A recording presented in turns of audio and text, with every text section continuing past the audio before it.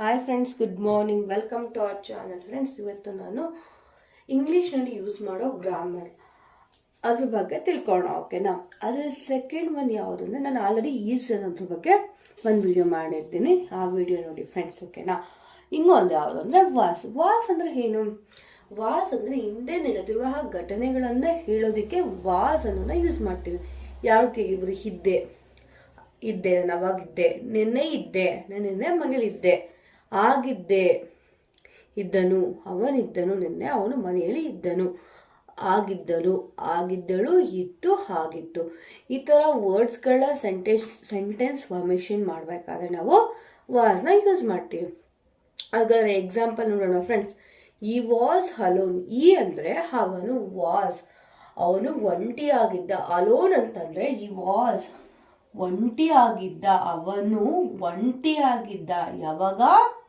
Before, ನಿನ್ನೆ ಆಗಿರ್ಬೋದು ಅಥವಾ ಒಂದು ವೀಕ್ ಬಿಫೋರ್ ಆಗಿರೋದು. ಈ was alone one week before. ಅವನು ಒಂದು ವೀಕ್ನ ಬಿಫೋರ್ ಒಂಟಿ ಆಗಿದ್ದ. ನೋಡಿ, ಐ ವಾಸ್ ಅಟ್ ಹೋಮ್. ನಾನು ಅಟ್ ಹೋಮ್, ಮನೆಯಲ್ಲಿ ಇದ್ದೆ. ಯಾವಾಗ? ನಿನ್ನೆ ಇದ್ದೆ, ಅಥವಾ ಒಂದು ಗಂಟೆಯ ಮುಂಚೆ ನಾನು ಮನೆಯಲ್ಲಿ ಇದ್ದೆ ಅನ್ನೋ ವರ್ಡ್ ಹೇಳ್ಬೇಕಾದ್ರೆ ಏನು ಹೇಳ್ಬೋದು? I was at home. Next, I was a teacher in 2011.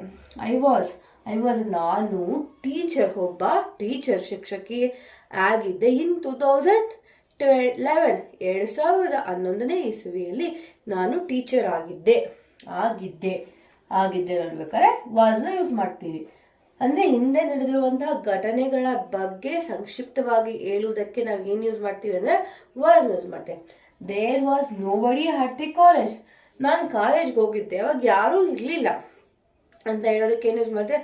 There was nobody at the college. ನಾನು ಕಾಲೇಜ್ಗೆ ಹೋಗಿದ್ದಾಗ ನೋಬಡಿ, ಯಾರು ಕಾಲೇಜಲ್ಲಿ ಇರಲಿಲ್ಲ. Next one, the dog was barking at them. Dog ಅಂದ್ರೆ ಹೇಳಿ, ನಾಯಿ. ವಾಸ್ ಬಾಕಿಂಗ್ ಅಂದ್ರೆ ಬೊಗಳುತ್ತಿತ್ತು. ಡಾಗ್ ಬೊಗಳುತ್ತಾ, ನಾಯಿ ಬೊಗಳುತ್ತಿತ್ತು ಅವರನ್ನು ನೋಡಿ. ಯಾವಾಗ ಅಂದ್ರೆ ನಿನ್ನೆ ನಾಯಿ ಬೊಗಳುತ್ತಿತ್ತು, ಅವರನ್ನ ನೋಡಿದ್ದೆ ಅಂದ್ರೆ ಅವರನ್ನು ನೋಡಿ. ಓಕೆನಾ ಫ್ರೆಂಡ್ಸ್? ವಾಸ್ನ ನಾವು ಯಾವಾಗ ಹೇಳ್ತೀವಿ ಅಂದ್ರೆ ಹಿಂದೆ ನಡೆದಿರುವ ಘಟನೆಗಳ ಬಗ್ಗೆ ಹೇಳೋದಕ್ಕೆ ವಾಸ್ನ ಯೂಸ್ ಮಾಡ್ತೀವಿ. ಈ ವಿಡಿಯೋ ನಿಮಗೆ ಇಷ್ಟ ಆಗಿದ್ದಲ್ಲಿ ಪ್ಲೀಸ್ ಲೈಕ್ ಮಾಡಿ, ಶೇರ್ ಮಾಡಿ ಹಾಗೂ ಸಬ್ಸ್ಕ್ರೈಬ್ ಮಾಡಿ friends. Thank you for watching.